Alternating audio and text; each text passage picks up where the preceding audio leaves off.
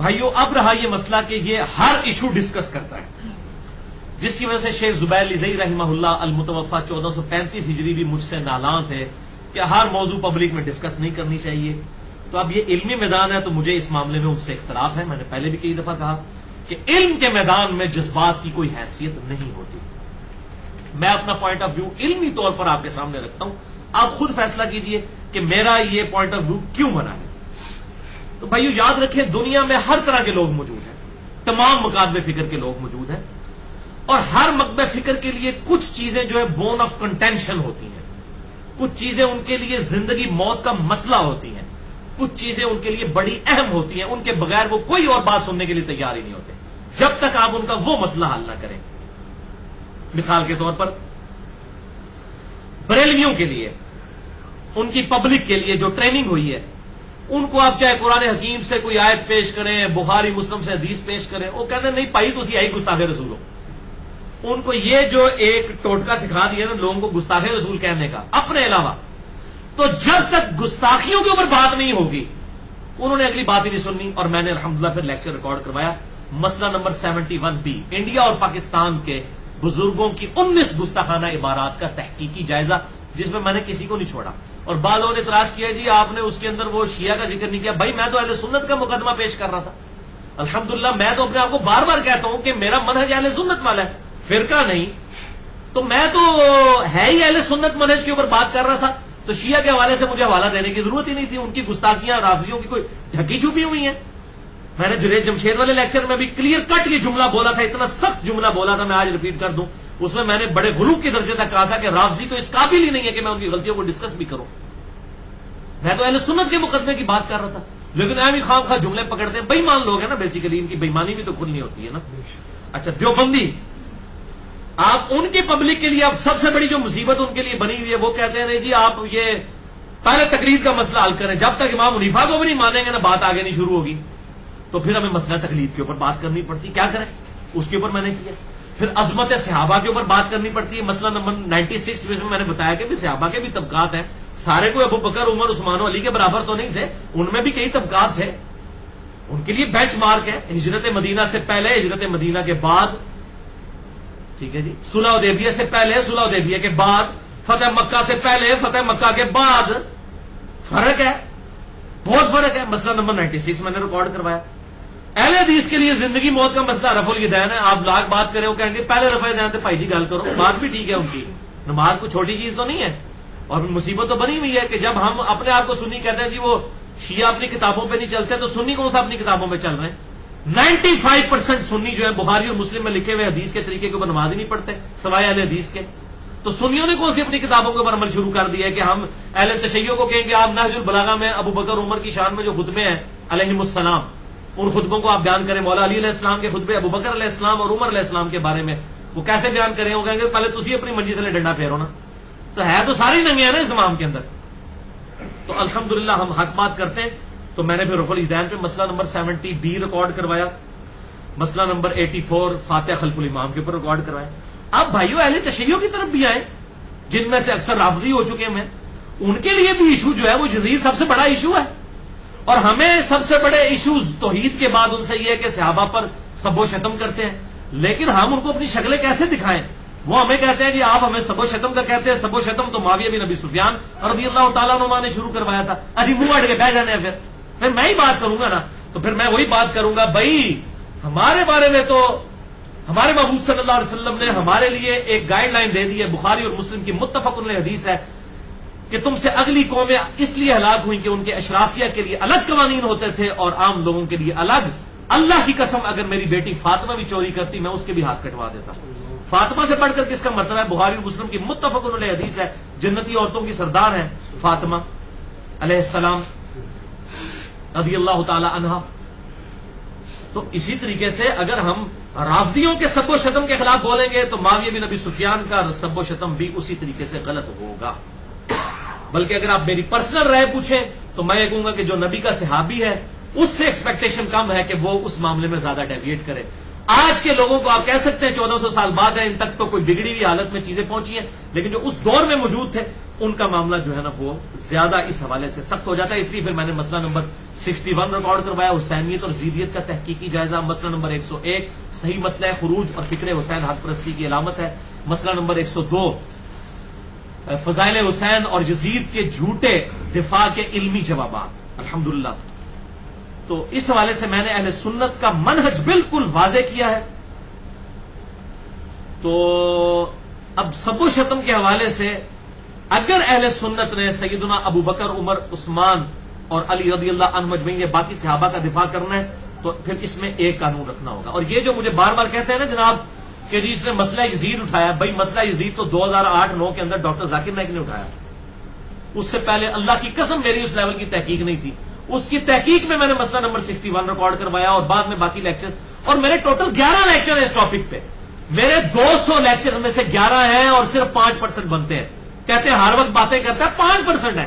اور یہ جب لیکچر بڑھیں گے تو یہ تو 5% کے 1% بھی نہیں رہ جائیں گے. لیکن مسئلہ یہ جس کی دم پہ پاؤں پڑتا ہے نا اس کو تو یہی لگتا ہے کہ یہ وہ آپ بریلوی کہتے ہیں وہ ہر وقت ہمارے بزرگوں کے خلاف بولتا ہے, جو بندی کہتے ہیں سانو رگڑتا رہتا ہے, ہر ٹائم جناب یہ کرتا رہتا ہے.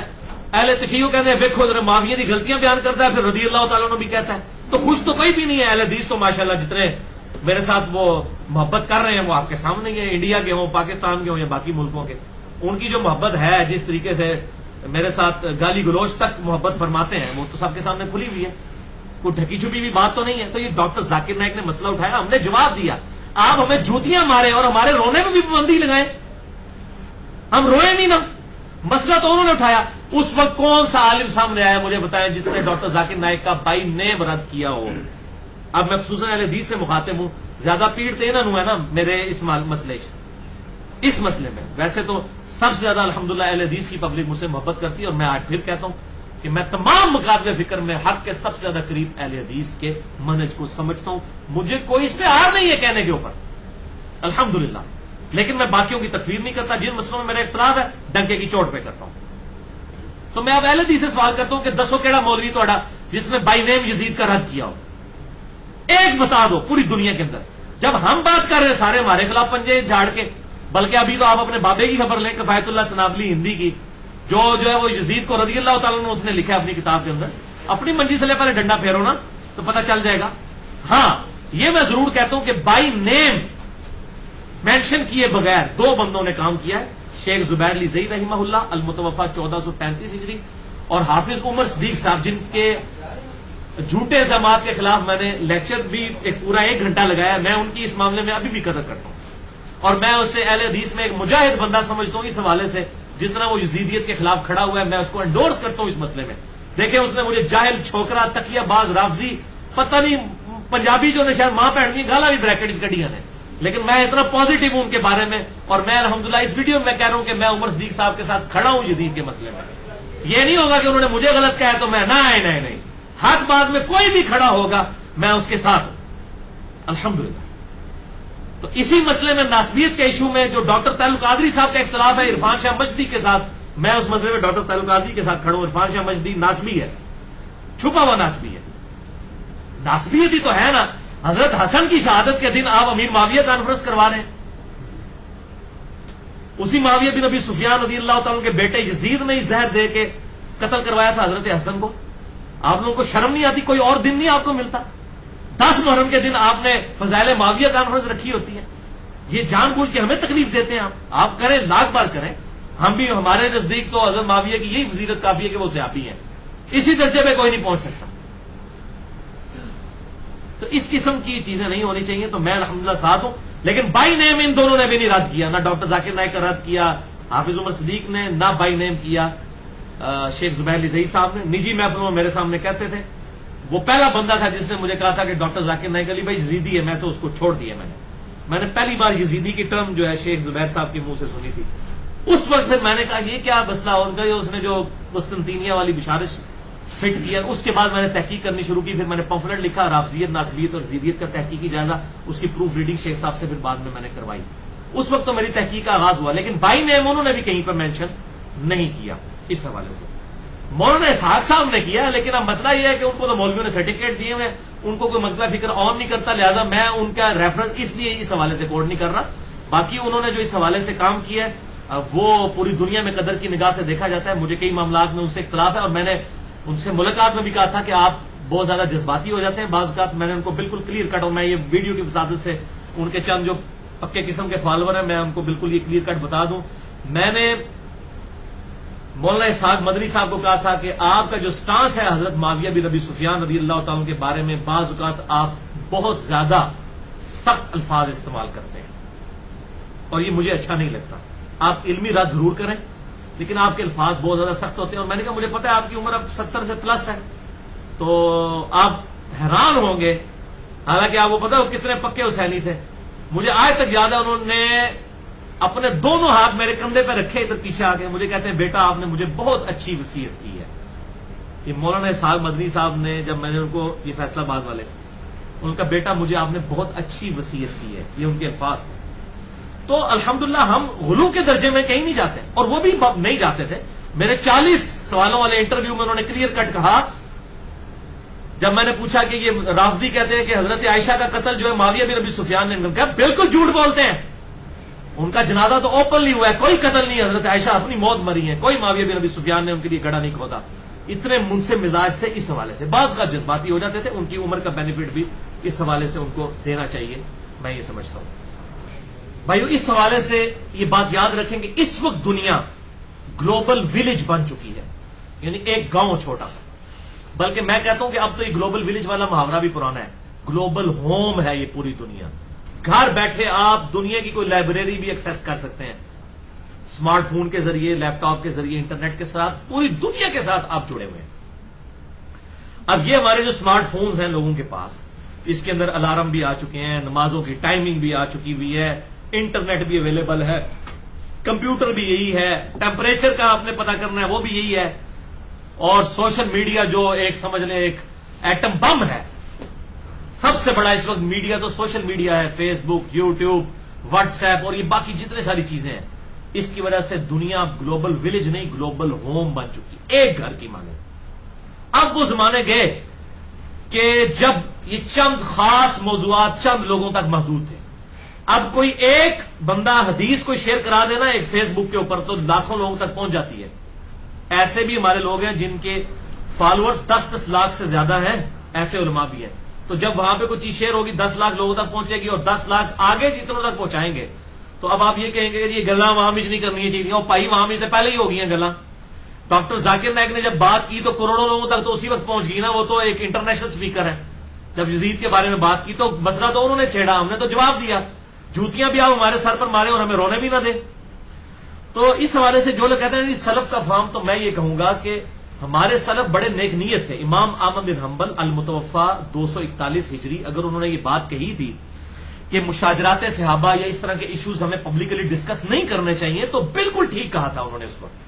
اس وقت تو ایک ساتھ والے گھر میں کیا ہو رہا ہے نہیں پتا ہوتا تھا. آج اگر احمد بن حنبل زندہ ہوتے تو اپنے فتوے سے رجوع کرتے ہی. ان کا فتوا تھا، یہ کوئی قرآن حدیث تو نہیں تھا نا، فتوا تھا نا، ایکسپرٹ اوپینین تھا. آج کے دور کے معاملے میں اگر وہ دیکھتے کہ بھائی ایک تو طریقہ یہ کہ فیس بک پہ کوئی رافضیوں کی طرف سے اہل سنت کے خلاف کوئی حدیث شیئر ہو جاتی ہے، ایک تو ہے کہ آپ جواب دیں، حدیث کرتاز شیئر ہو جائے بخاری اور مسلم کی، تو ہم کیا کہیں گے یہ ڈسکس نہ کریں. میں نے الحمدللہ ڈسکس کیا، میرے علاوہ کسی نے نہیں کی حدیث. 3.25 گھنٹے کے اندر 55 مسئلہ وسیع رسول کون ہے اور حدیث کرتاز کا تحقیقی جائزہ کہ سیدنا عمر جو ہے وہ وفات کے وقت آپ صلی اللہ علیہ وسلم نے فرمایا کاغذ قلم لاؤ تو میں لکھ دوں، اس کے بعد تم گمراہ نہیں ہوگے. تو حضرت عمر حائل ہوئے، وہ رافضی کہتے ہیں جی یہ تو دیکھ لیں. تو میں نے وہ پورا ایک لیکچر دیا 3.25 گھنٹے کا. اب میں ایک حدیث کرتاز بیان نہیں کرنی چاہیے تو بخاری اور مسلم میں یہ موجود ہے حدیث، میں تو نہیں پائی پہلے دی موجود ہے تو کوئی شیئر کرائے گا. اس طریقے سے میں نے جو 50 حدیثیں لکھی ہیں، جمع کی ہیں اہل سنت کی کتابوں سے، واقعہ کربلا کا حقیقی پس منظر 50 صحیح الاسناد حدیث کی روشنی میں. اکثر حدیثیں بخاری اور مسلم سے، اور اکثر تو خطرناک جو روایتیں ہیں جو چبھ رہی ہیں لوگوں کو وہ صحیح مسلم سے ہیں. تو میرے سلف امام مسلم ہے. چلو آ جاؤ. امام مسلم المتوفا 261 ہجری، انہوں نے صحیح مسلم کے مقدمے میں لکھا ہے کہ میں یہ جو کتاب ہے عوام الناس کے لیے لکھ رہا ہوں. اب آپ کی بات کریں گے جی پبلک میں ڈسکس نہ کریں. امام مسلم نے جو فتوا لانا ہے نا میرے تو امام مسلم ہوتے لاؤ تو پتہ چل جائے گا. یہ اردو میں ایک محاورہ بولا جاتا ہے نا، چور کو نہ مارو چور کی ماں کو مارو. جو فتوا میرے پہ لگانا ہے امام بخاری امام مسلم پہ بھی لگاؤ، نعوذ باللہ اپنا ایمان برباد کرو. اور یہ حدیثیں جو ہم نے جمع کی ہیں تو علامات نبوت میں ہے، دلائل النبوہ امام بہیقی کی کتاب میں علامات نبوت میں یہ حدیثیں موجود ہے کہ عمار کو باغی جماعت قتل کرے گی. 10-15 دفعہ یہ ترک لے کے آئے ہیں، وہ ان کو اللہ کی طرف بلائے گا اور جنت کی طرف اور جماعت دوزخ کی طرف بلانے والی ہوگی. یہ آپ اندازہ کریں علامات نبوت میں محدثین نے رسول اللہ صلی اللہ علیہ وسلم کی نبوت کی دلیل بنایا ہے ان چیزوں کو، اور یہ کہتے ہیں کہ باتیں ڈسکس نہیں کرنی چاہیے. وَلِعَوْذُ بِاللَّهِ تعالی.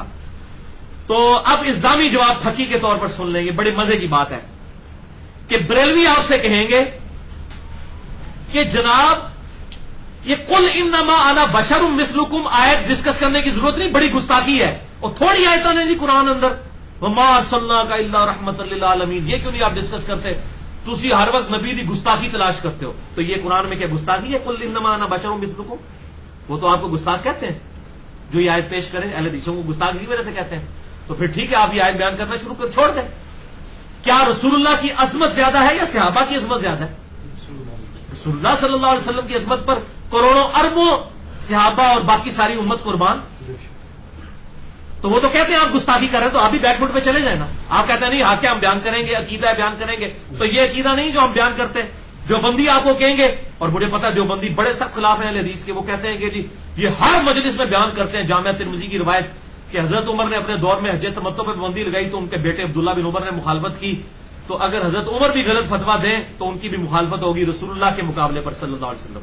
وہ کہتے ہیں یہ دیکھو جی یہ تو حضرت عمر کی گستاخی کرتا ہے. وہ پائی کوئی گستاخی نہیں ہے، یہ تو حضرت عمر بھی سنے تو خوش ہوں گے کہ کتاب و سنت کے دلائل کے اندر جو ہے وہ اختلاف رائے کیا جا سکتا ہے. اسی طریقے سے اہل حدیث کہتے ہیں جی بخاری کی حدیث بڑی خطرناک ہے جی، یہ تو گالی نہ کرو. 2812 اور مسلم میں بھی ہے، جو امام مسلم نے مقدمے میں لکھا عوام کے لیے لکھ رہا ہوں. عمار کو ایک باغی جماعت قتل کرے گی، عمار ان کو اللہ اور جنت کی طرف بلائے گا، وہ جماعت دوزخ کی طرف بلائے گی. وہ کہتے بیان نہ کرو. اور اہل تشیع وہ آپ کو کہیں گے جی صحیح بخاری میں جو حدیث ہے کہ مولا علی علیہ السلام سے پوچھا کہ بتائیے رسول اللہ کے بعد سب سے افضل امت میں کون ہے؟ انہوں نے کہا ابو بکر. اس کے بعد پوچھا عمر. یہ صحیح بخاری میں حضرت ابو بکر کے چیپٹر میں یہ حدیث موجود ہے. تو وہ کہیں گے نہیں نہیں نہیں ہم تو حضرت علی کو افضل مانتے ہیں، آپ یہ حدیث نہ بیان کریں. تو پائی کی نو خوش کریے، اسی انشاءاللہ اللہ اور رسول نو خوش کریں گے، اور ان کا ہم کوئی پرواہ نہیں کریں گے. الحمدللہ آج بخاری اور مسلم کا اردو میں ترجمہ ہو چکا ہے، انگلش میں دنیا کی کئی کتابوں میں ترجمہ ہو چکا. اب حق چھپ نہیں سکتا نوجوان نسل سے. الحمدللہ بچے بچے کے ہاتھ میں بخاری مسلم آ گیا. اب لوگوں کو یہ کہیں گے کہ پتر نشان لوا لا ہے ساڈے مولوی کو، اے حدیثاں پڑھنی ہے نہیں، اے نہیں پڑھنی، اے آیتاں پڑھنی ہے نہیں، اے نہیں پڑھنی. تو بھائی کو گل ہے کرنے والی. آپ بے عزت ہو گے، خود بے عزت ہوں گے اگر آپ اس طرح کی باتیں کریں گے.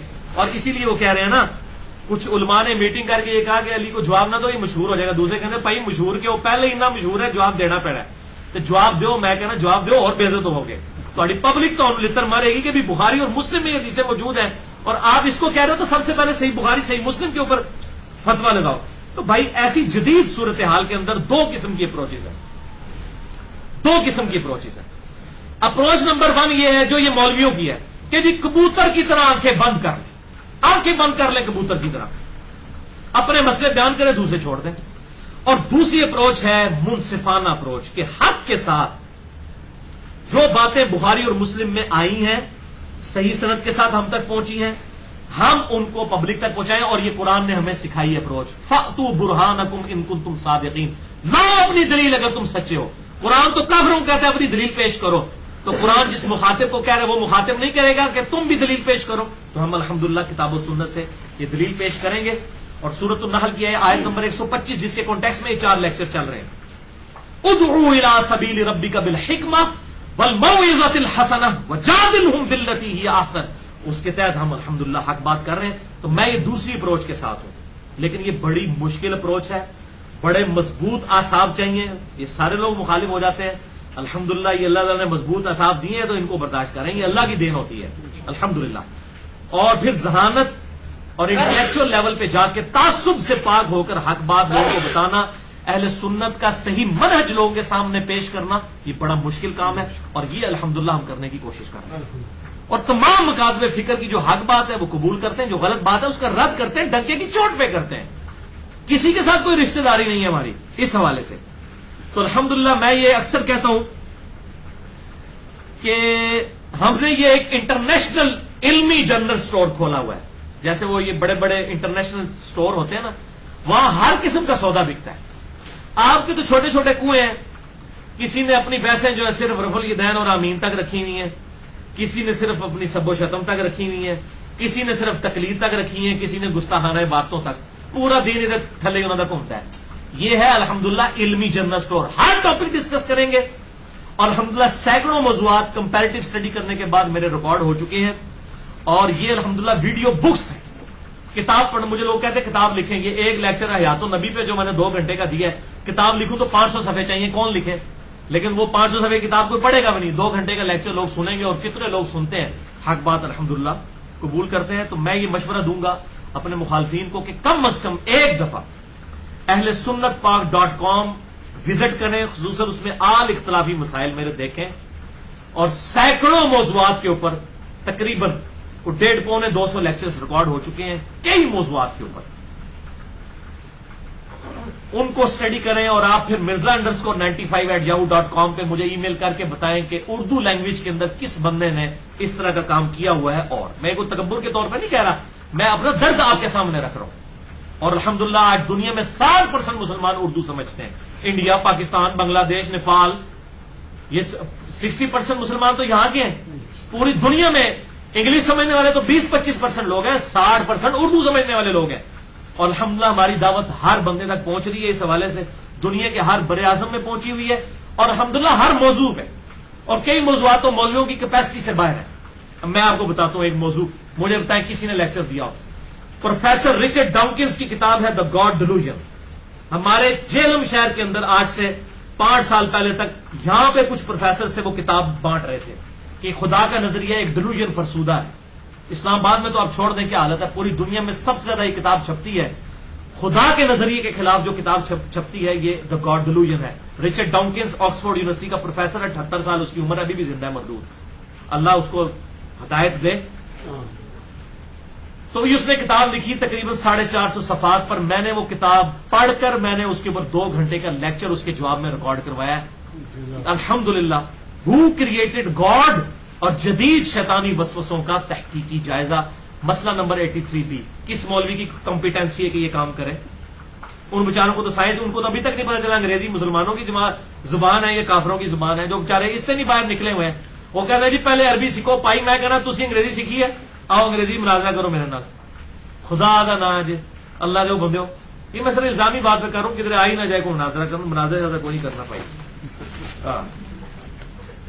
اس حوالے سے آپ میری کلیریفیکیشن بھی دیکھ سکتے ہیں. مسئلہ نمبر 108 میرا ریکارڈ ہے. انجینئر محمد علی مرزا کی website, YouTube channel, WhatsApp, Facebook اور لیکچرز کے حوالے سے میری کلیریفیکیشن کہ میری طرف سے عام اجازت ہے بغیر کٹنگ کے میرے لیکچرز کوئی اپلوڈ کرے. ریسرچ پیپرز فری ہم تقسیم کرتے ہیں، آگے بھی کسی کو چھاپنے کی اجازت ہے بغیر اس کو تبدیلی کیے. اور الحمدللہ 150 سے زیادہ اختلافی موضوعات پہ لیکچرز ہیں. 200 کے قریب الحمدللہ قرآنک لیکچر ہیں. 14 پارے ہمارے تقریباً کور ہو چکے ہیں الحمدللہ ان 200 لیکچرز کے اندر. تقریباً 200 ہیں، 190 کے قریب. تو میں علماء سے بھی ریکویسٹ کروں گا کہ اپنے اپنے مدرسوں کے کنویں سے باہر نکلیں. بھائی باہر بہت بڑی علم کی دنیا ہے، آپ دیکھیں مکاتب فکر سے باہر نکل کے دیکھیں کتنی بڑی دنیا ہے. اب آخر میں ایک آیت کے حوالے سے کلیریفیکیشن دے دوں، یہ اکثر لوگ اس حوالے سے پیش کرتے ہیں. وہ سورۃ البقرہ کی ہے، آیت نمبر 133 اور 141. یہ 2 دفعہ آیت آئی ہے. اعوذ باللہ من الشیطان الرجیم، بسم اللہ الرحمن الرحیم. تلک امۃ قد خلت لہا ما کسبت ولکم ما کسبتم. وہ ایک امت تھی جو پہلے گزر چکی، ان کے لیے ان کے اعمال ہیں، تمہارے لیے تمہارے اعمال ہیں. ولا تسألون عما كانوا يعملون. تمہیں نہیں پوچھا جائے گا کہ وہ کیا اعمال کیا کرتے تھے. وہ کہتے ہیں جی اس کی وجہ سے نا یہ پرانے بزرگوں کے قصے کہانے نہیں چھیڑنے چاہیے. ہر بندہ اپنے اپنے بزرگوں کو ڈیفینڈ کرتا ہے نا. کہتے وہ اشرف تھانوی صاحب فوت ہو گئے، احمد بریلوی صاحب فوت ہو گئے، تو میں کہاں گا بھائی جی پھر غلام احمد قادیانی صاحب بھی فوت ہو گئے نے، چھڈ دو انہوں کیوں مگر پہ انہوں نے.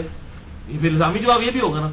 اس لیے کہتے ہیں صحابہ کرام. اور یہ آیت کا مطلب بھی آپ غلط لے رہے ہیں. یہ آیت کا یہ مطلب نہیں ہے، پورا کانٹیکسٹ ہے. یہود و نصارہ کہتے تھے ہمیں ابراہیم کی نسبت کام آئے گی، جو ہم بھی اکثر لوگ کہہ رہے ہوتے ہیں جو کچھ بھی ہیں تیرے محبوب کی امت سے، ہم نے خود اپنے آپ کو صحیح نہیں کرنا، نسبت ہی کام آئے. تو اللہ تعالیٰ نے ان کو ٹانٹ کیا ہے کہ ان کی نسبت تمہیں کام نہیں آئے گی. تلک امۃ قد خلت، وہ نیک لوگوں کی جماعت تو جا چکی.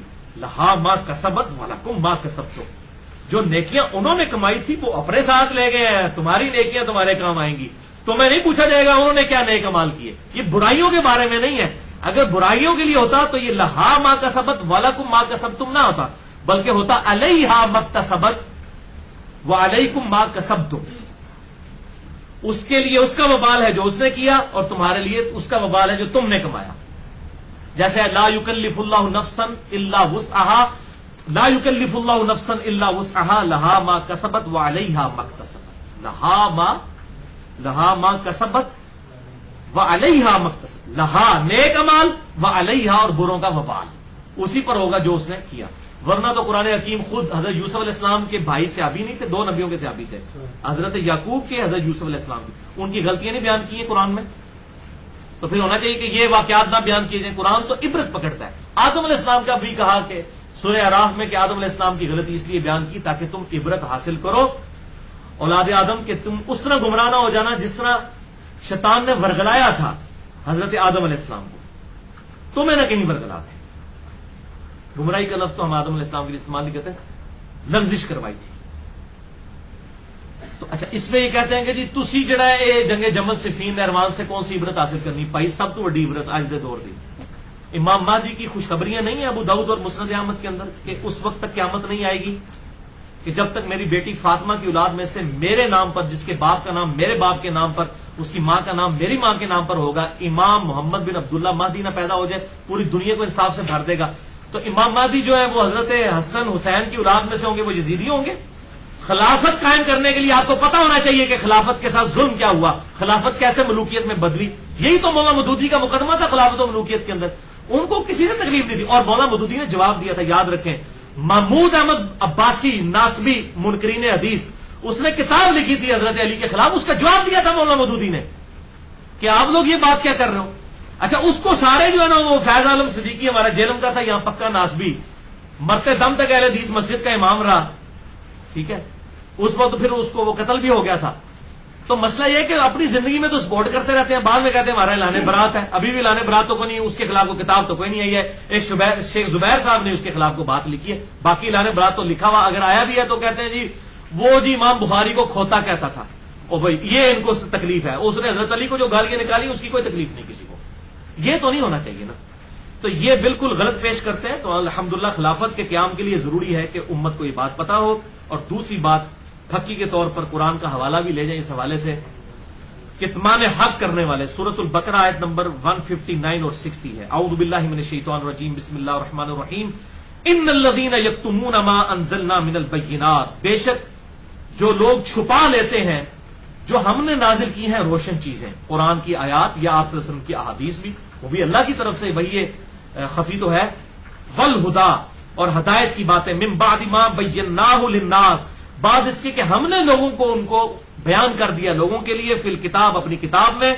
اولئک یلعنہم اللہ ویلعنہم اللاعنون، ایسے لوگوں پر اللہ کی لعنت اور تمام لعنت کرنے والوں کی لعنت ہے جو حق بات کو چھپا لیتے ہیں. کتمان حق کرنے والے لوگ ہیں. الا الذین تابوا، ہاں مگر اگر کوئی توبہ کر لے، واصلحوا اور اپنی اصلاح کر لے، وبینوا اور خالی اصلاح نہیں، وہ چھپائی ہوئی حدیثیں اور آیات بیان بھی لوگوں سے کریں. فاولئک اتوب علیہم، تو ایسے لوگوں کی اللہ تعالیٰ توبہ قبول کرے گا. وانا التواب الرحیم، اور میں توبہ قبول کرنے والا مہربان ہوں. کتمان حق اتنا بڑا جرم ہے کہ قرآن میں لعنت اللہ تعالیٰ نے کی ہے. اور ایک حدیث ہے سخت ترین، جامعہ ترمذی میں 2649 نمبر انٹرنیشنل نمبر کے مطابق، ابو داؤد اور ابن ماجہ میں موجود ہے، مشکات میں 223 نمبر ہے، کہ آپ صلی اللہ علیہ وسلم نے فرمایا جس شخص سے کوئی علم کی بات پوچھی گئی اور وہ اسے معلوم تھی، یہ سنیں فتویٰ، یہ اللہ کے محبوب کا فتویٰ ہے صلی اللہ علیہ وسلم، جس سے علم کی بات پوچھی گئی اور اسے معلوم تھی اور اس نے وہ لوگوں سے چھپا لی اور نہ بیان کی، تو قیامت والے دن اس حال میں پیش ہوگا کہ اس کے منہ میں آگ کی لگاؤں ہوگی. اکثر علماء کے ساتھ یہ معاملہ ہونے والا ہے جو کہتے ہیں جی اپنی مطلب یہ گلا بیان کرو دوسری نہ کرو. تو یہ کتمان حق کرنا تو علماء یہود کا طریقہ کار تھا. قرآن حکیم نے ان کی یہ بیماری بیان کی ہے، اور یہ نہ سمجھے کہ یہودیوں کی ہے. بخاری اور مسلم کی متفق علیہ حدیث ہے، بخاری میں 7320، مسلم میں 6781، کہ تم بھی اگلے لوگوں کے طریقے پر چل پڑو گے، قدم با قدم، بالشت بر بالشت. اگر اگلے لوگوں میں سے کوئی گوہ کے سراغ میں داخل ہوا تو تم بھی اس میں داخل ہوگے. صحابہ نے عرض کی صلی اللہ علیہ وسلم ورضی اللہ عنہم اجمعین، کیا ان سے مراد یہود و نصارہ ہیں. آپ نے فرمایا اگر وہ لوگ مراد نہیں تو اور کون لوگ مراد ہیں؟ تو یہود و نصارہ کی یہ خرابی، کتمان حق کو چھپانا، یہ اس امت کے اندر بھی ولیعوذ باللہ تعالیٰ یہ لعنت اور یہ معاملات آ چکے ہیں. اللہ تعالیٰ ہم سب کو اس معاملے میں محفوظ فرما کر حق گوئی کی آواز بلند کرنے کی توفیق عطا فرمائے. اب میرا آخر میں اعلان ایک سن لیں میری طرف سے کہ بھائیو، میں نے اپنی طبیعت پر جبر کر کے یہ اپنی 4 قرآن کلاسز قربان کی ہیں، اور آپ لوگوں کے ساتھ بھی ایک معاملہ ہوا. میں نے یہ کوئی خوشی سے نہیں کیا، مجھے پتا ہے میں کتنی اذیت سے گزرا ہوں ان لیکچرز کو تیار کرنے کے لیے. تو یہ 1 سال تک میں برداشت کرتا رہا. پھر لوگوں نے بار بار ای میلز بھیجی، فون آئے کہ جی ایک دفعہ ضرور ریکارڈ کروائیں. تو میں نے لوگوں کے کہنے کے اوپر اپنی طبیعت پر جبر کر کے یہ 4 لیکچرز 124A B C اور D ریکارڈ کروا دیے. اور یہ لیکچرز انشاءاللہ انجینئر محمد علی مرزا کا دفاع نہیں ہے، بلکہ کتاب و سنت اور اجماع کا دفاع ہے انشاءاللہ تعالی. اور قیامت تک لوگ خود فیصلہ کریں گے کہ حق بات کیا تھی. اور مجھ سے اختلاف کا دروازہ قیامت تک کے لیے کھلا ہے، لیکن علمی دلائل کے ساتھ، جذبات کے ساتھ نہیں. ہر بندے کو حق پہنچتا ہے وہ اختلاف رائے. جب میں حق رکھتا ہوں تو میں دوسروں کو کیسے حق چھین سکتا ہوں؟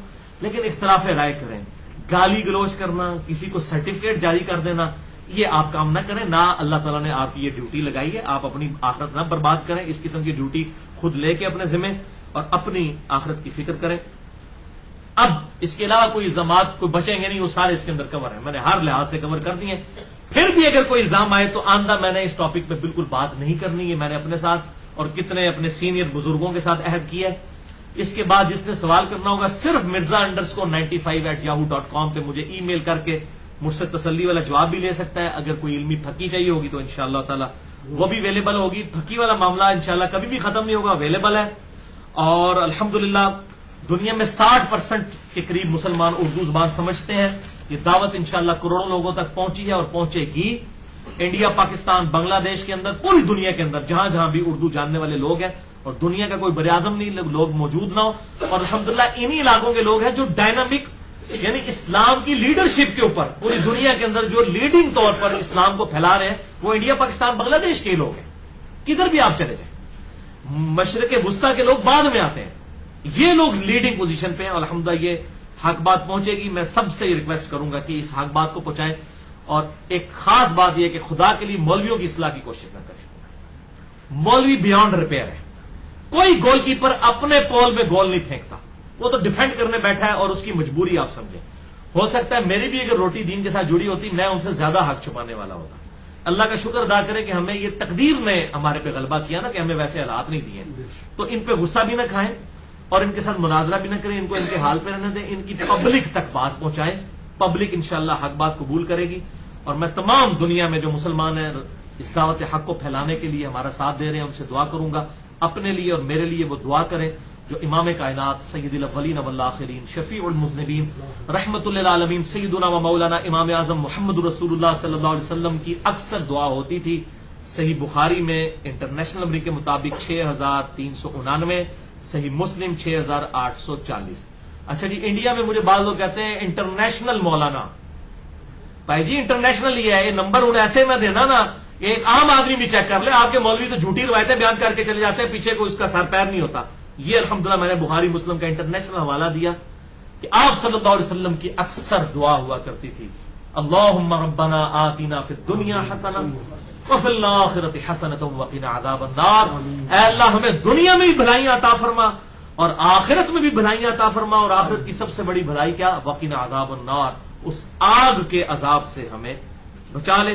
اللہ تعالیٰ سے دعا ہے آج تک میں نے جو بھی حق بات کہی اللہ تعالیٰ ہمارے دلوں میں اور پوری دنیا میں جہاں تک دعوت پہنچ رہی ہے ان کے دلوں میں راسخ فرمائے. اور جس بات میں آج تک میرے منہ سے کوئی غلط بات نکلی ہو اللہ تعالیٰ ہمارے دلوں سے محو کر دے. ہمیں کتاب و سنت کی تعلیمات پر عمل کر کے دوسرے بھائیوں تک پہنچانے کی توفیق عطا فرمائے. سبحانک اللہم و بحمدک اشہد ان لا الہ الا انت استغفرک و اتوب الیک وما علینا الا البلاغ المبین.